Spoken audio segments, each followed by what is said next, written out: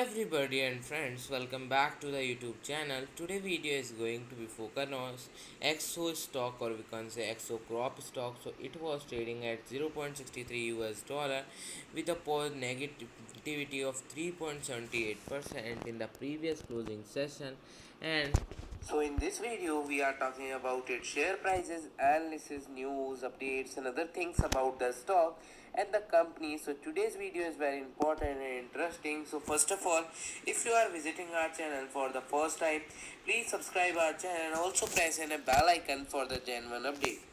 It was one of the stock that we covered in our recent videos, and as this was the biggest one in terms of revenue, we thought let's have look at them first, and after having done the analysis in them, we gotta admit this is a pretty interesting company with lots of interesting plan for the future. They want to grow their business significantly and the different ways that they want to achieve it. So I ended the video. Thank you for watching it.